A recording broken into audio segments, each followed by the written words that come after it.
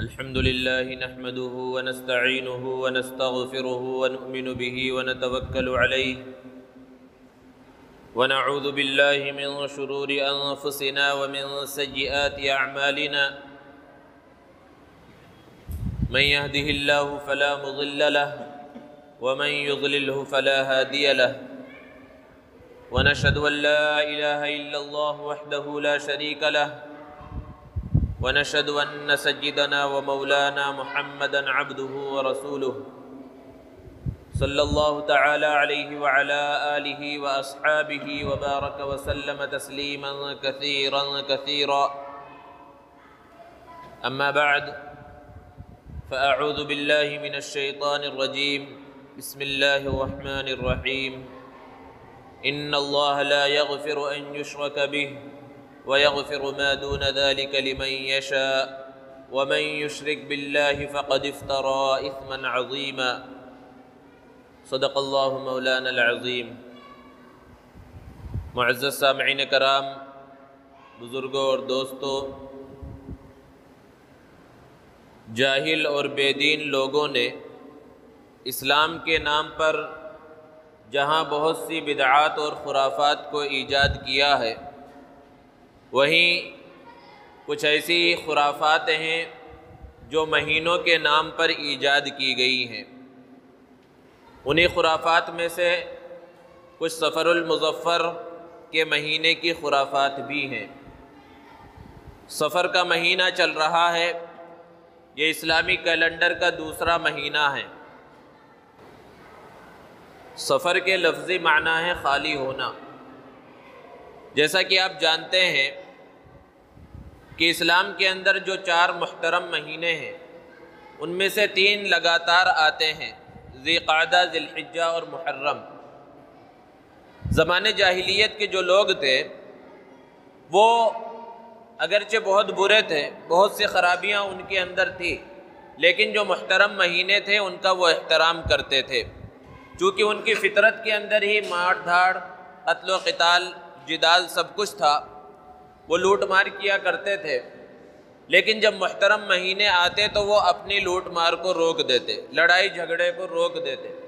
تو مسلسل 3 مہینے چونکہ وہ اپنے گھروں میں رہتے، باہر نہیں نکلتے تھے،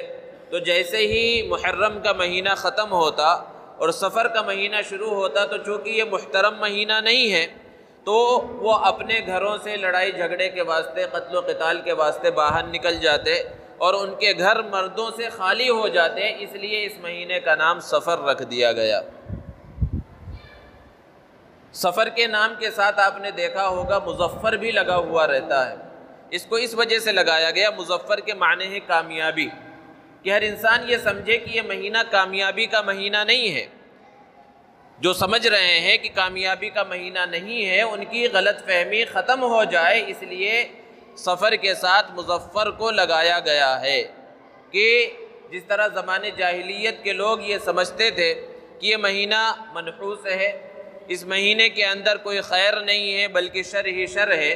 تو مظفر کو لگا کر یہ بتلانا مقصود ہے کہ ان کی یہ غلط فہمی ہے، ان کی جو سوچ ہے وہ غلط ہے، یہ مہینہ تو کامیابی کا مہینہ ہے۔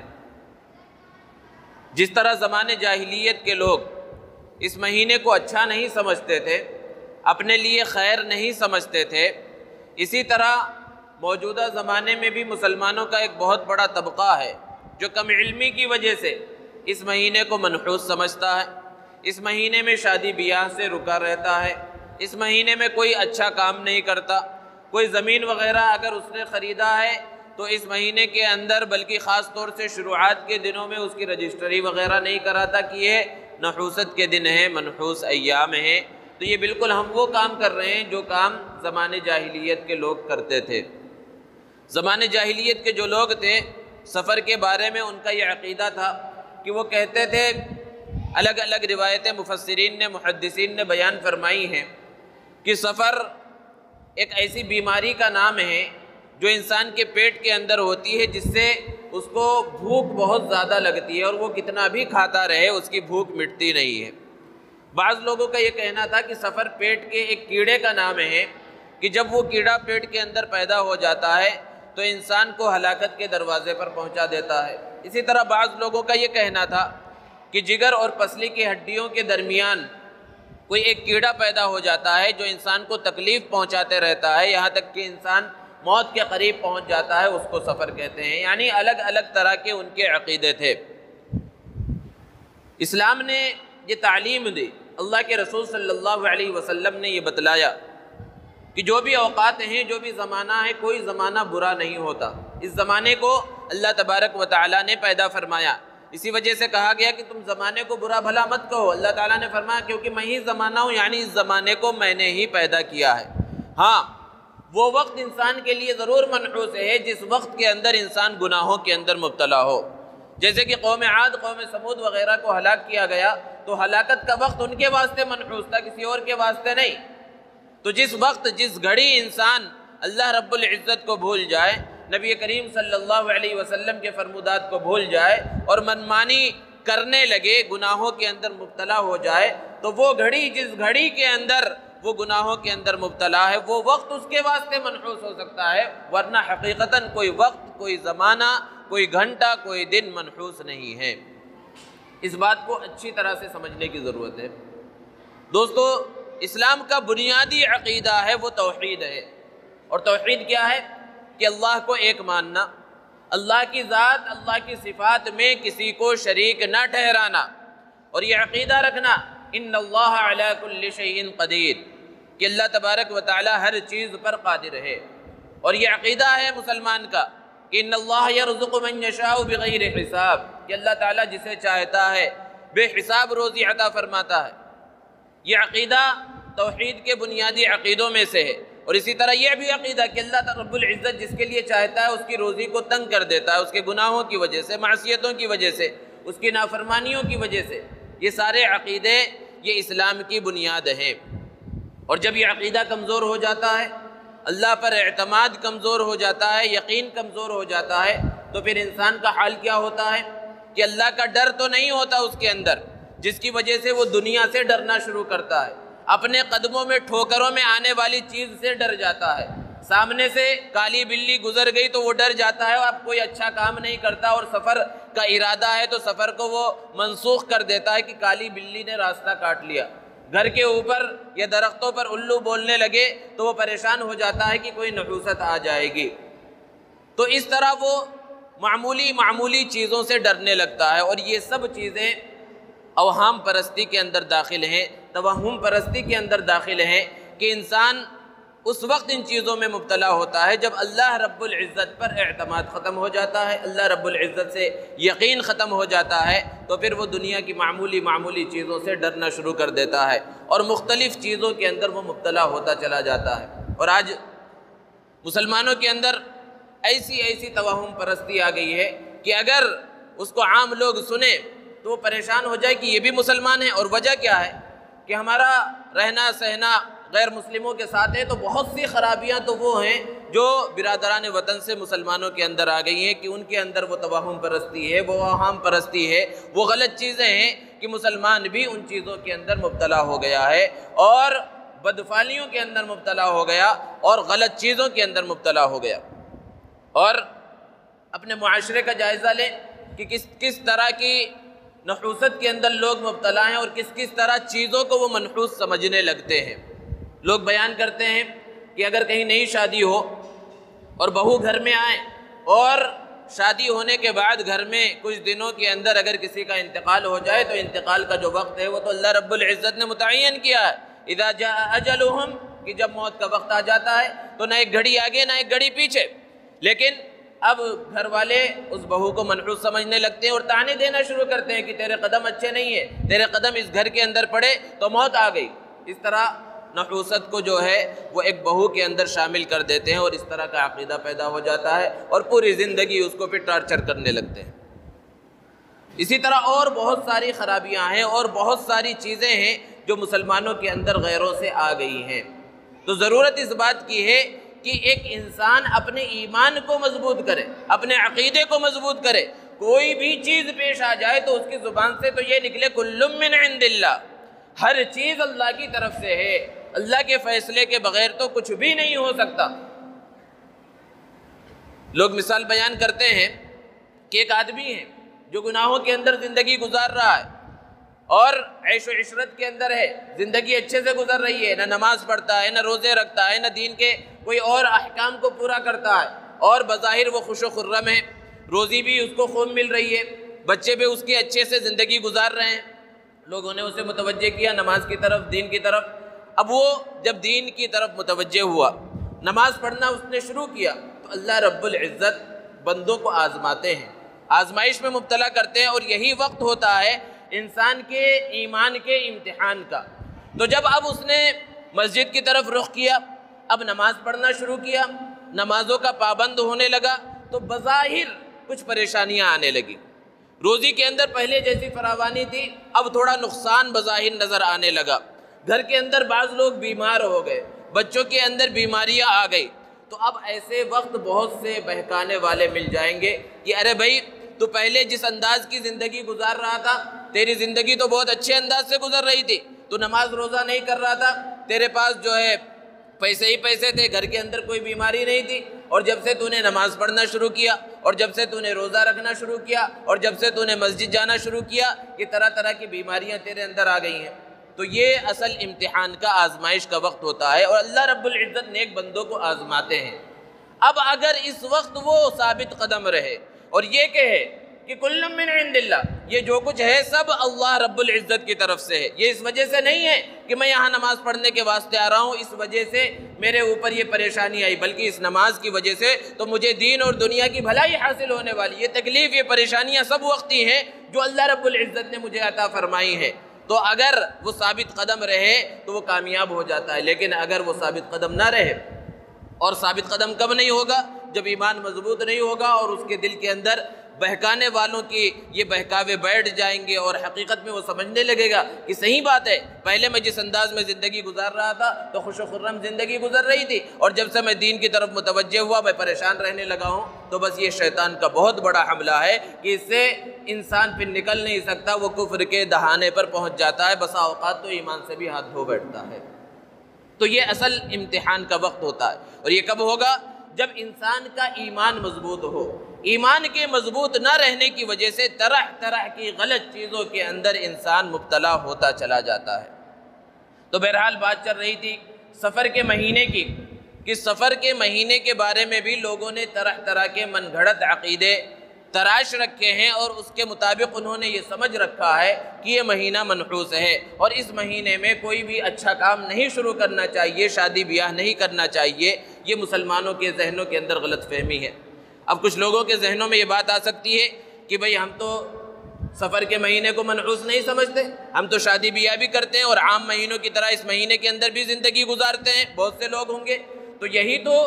خرافات کی اور بدعات کی خصوصیت ہے کہ جو سنت ہوگی وہ انٹرنیشنل ہوگی، پوری دنیا کے اندر اسی انداز میں ہوگی اور سب کو پتہ ہوگا، لیکن جو دین کے نام پر خرافات ایجاد کی جاتی ہیں وہ انٹرنیشنل نہیں ہوتی، وہ عالمی نہیں ہوتی، وہ لوکل ہوتی ہے، کسی ایک علاقے والوں کو پتہ ہوتی ہے، اس علاقے کے لوگ اس انداز میں انجام دے رہے ہوتے ہیں اس خرافات کو، اور دوسرے علاقے کے لوگ یا تو نہیں انجام دیتے یا دوسرے انداز میں انجام دیتے ہیں، کیونکہ وہ حقیقت نہیں ہے، وہ سنت نہیں ہے، وہ نبی کریم صلی اللہ علیہ وسلم کا طریقہ نہیں ہے۔ اس لیے بہت سے لوگوں کو تو ان چیزوں کے بارے میں پتہ بھی نہیں ہوگا، لیکن انہیں ضرور پتہ ہے جو اس کام کو انجام دے رہے ہیں۔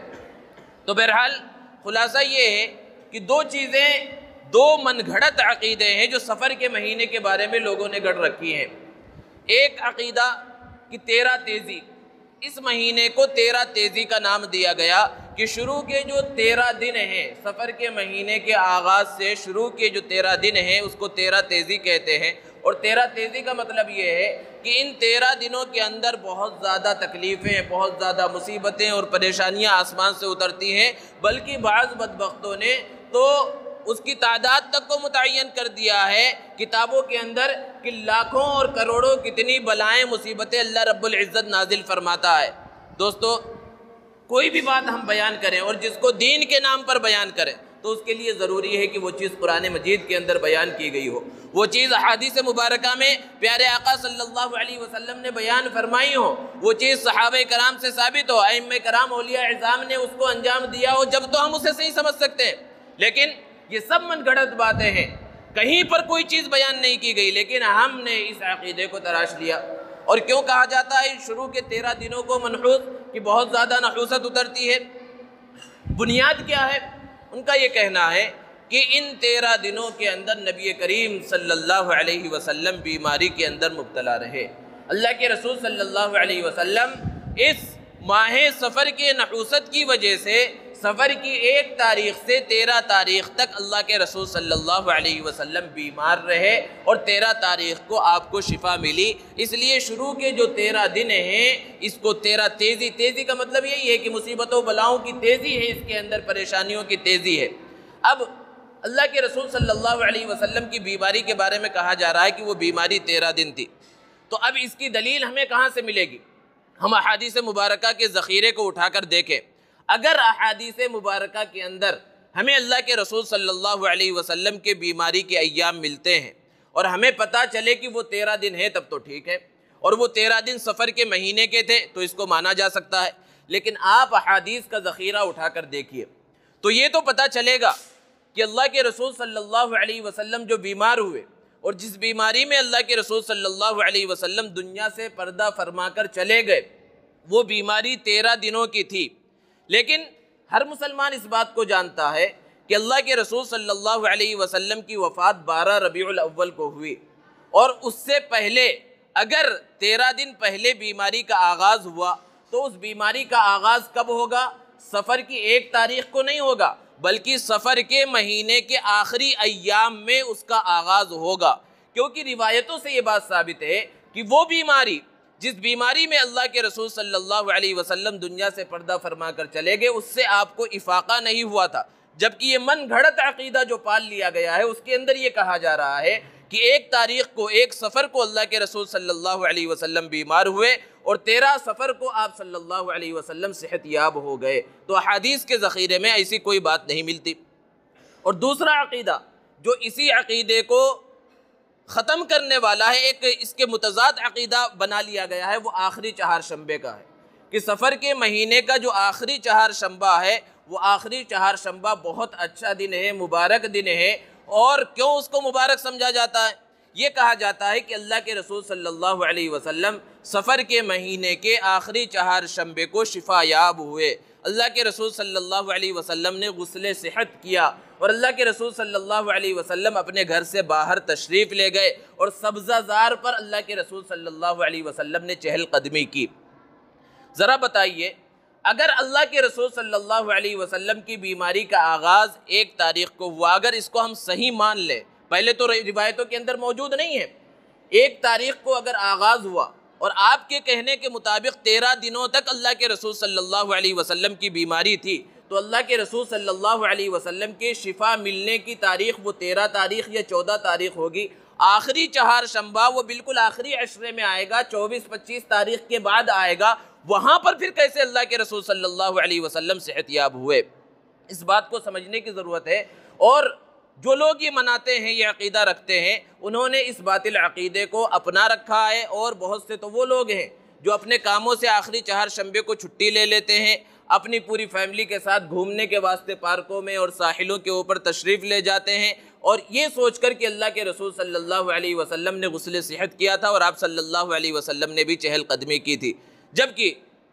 احادیث کے اندر یہ موجود ہے کہ اللہ کے رسول صلی اللہ علیہ وسلم جب بیمار ہوئے تو بیماری کا جو آغاز ہوا تھا وہ 4 شنبے کے دن آغاز ہوا تھا، سفر کے آخری 4 شنبے کے دن بیماری کا آغاز ہوا، اور یہ بیماری کا جب آغاز ہوا اللہ کے رسول صلی اللہ علیہ وسلم کو پھر افاقہ نہیں ہوا، اسی بیماری میں اللہ کے رسول صلی اللہ علیہ وسلم دنیا سے پردہ فرما کر تشریف لے گئے۔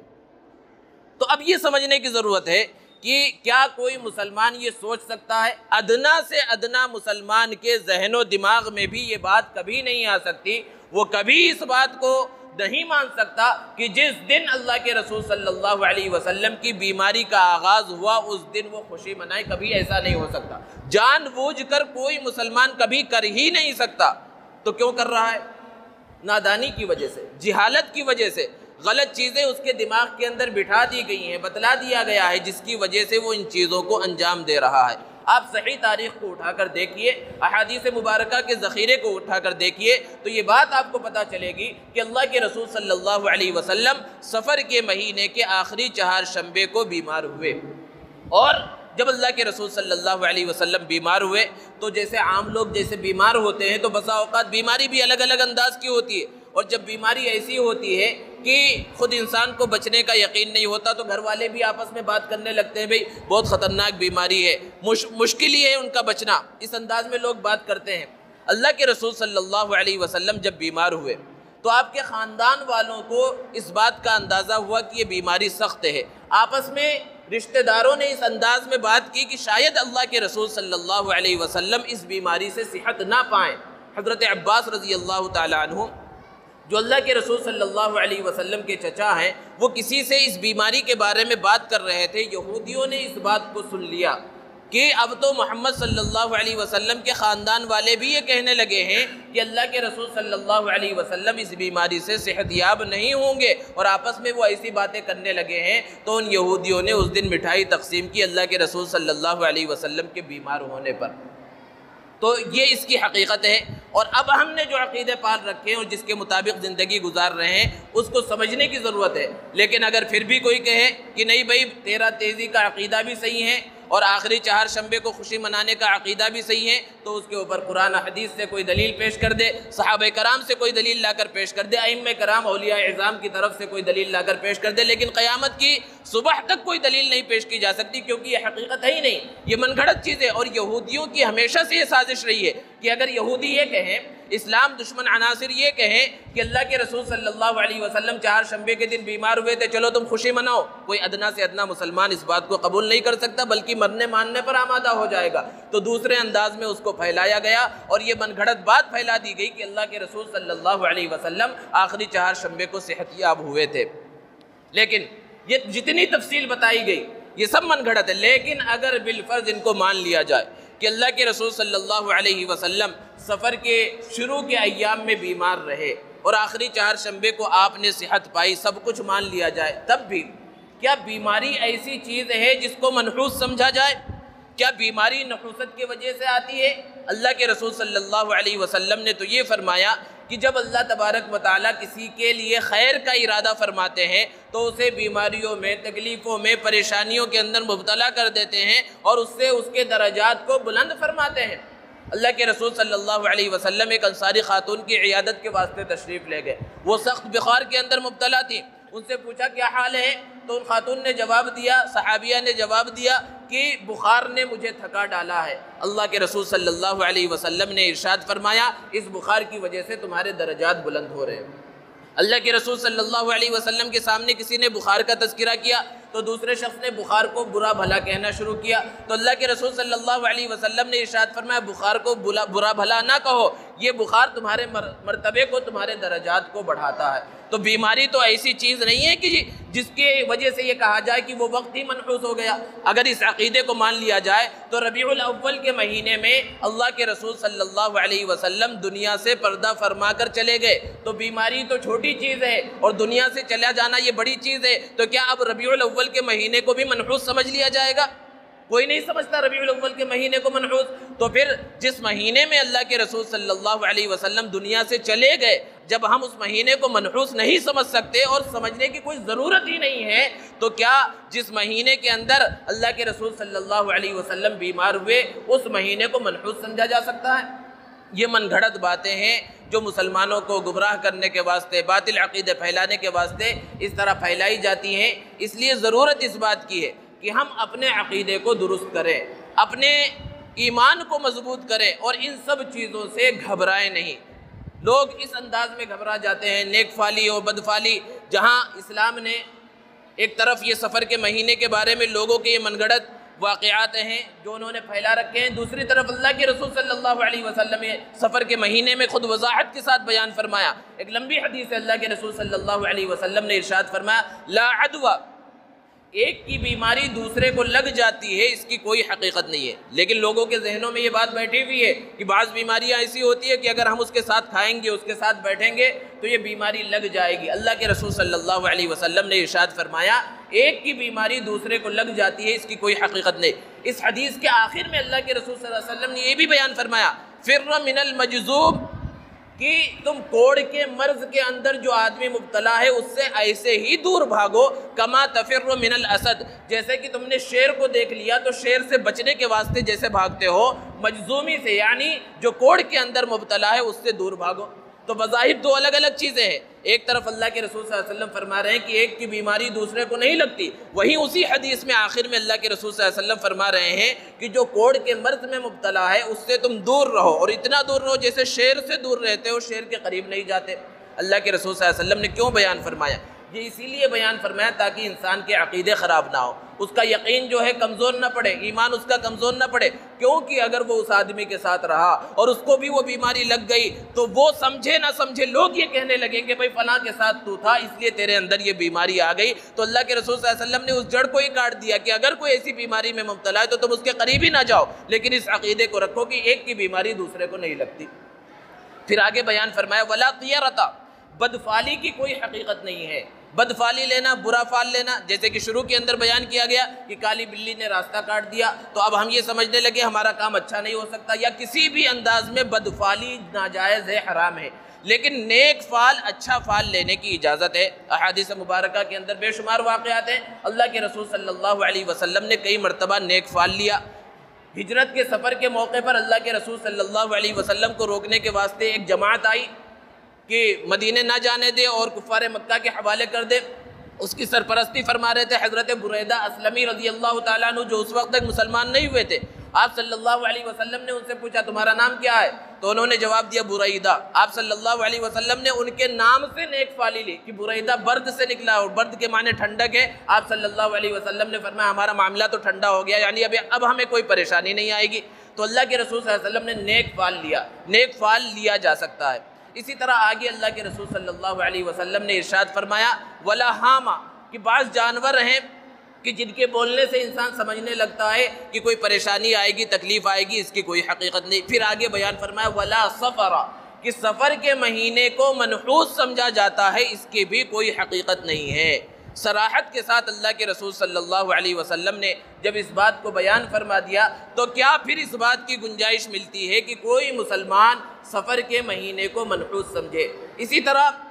انسان کے ایمان کے کمزور ہونے کی وجہ سے بعض حدیث میں اللہ کے رسول صلی اللہ علیہ وسلم نے ارشاد فرمایا کہ جو کسی کاہن کے پاس جائے اور اس کے پاس جا کر اپنا حال معلوم کرے تو وہ شرک کے قریب پہنچ جاتا ہے۔ اور کاہن کے پاس جانے کا مطلب کیا ہے؟ جیسے کہ کچھ زمانے پہلے، بلکہ ابھی بھی چلتا ہے، کہ ہاتھ میں کوئی آدمی پیسہ کمانے کے واسطے ایک پنجرا لے رکھا ہے، اس کے اندر ایک طوطا ہے، لوگ اپنا فال کھلانے کے واسطے، اپنے مستقبل کے بارے میں معلوم کرنے کے واسطے اس طوطے سے معلوم کرتے ہیں، اور وہ آدمی کچھ اس کے پاس جو ہے کچھ پتے وغیرہ ہوتے ہیں، اس سے بتاتا ہے نہیں تجھے تیری شادی ہو جائے گی، تجھے مال مل جائے گا، وہ فلاں فلاں۔ اللہ کے رسول صلی اللہ علیہ وسلم نے سختی کے ساتھ منع فرمایا کہ اگر کسی نے اس انداز میں کسی بھی، اب چونکہ